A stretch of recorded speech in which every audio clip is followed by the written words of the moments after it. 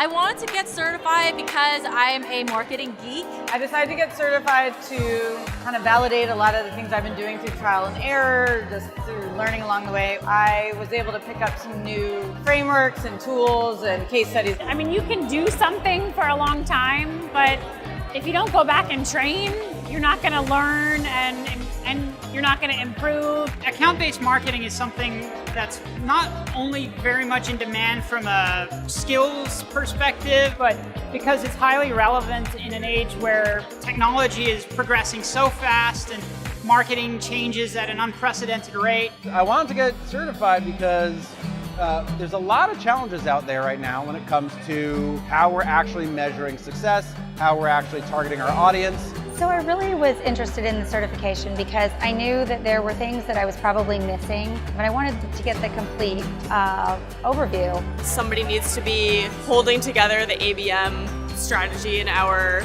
organization, and that can't be like the VP or the CMO, so I'm about to be the major cheerleader for ABM. It's a great way of showing people that you know something about the subject.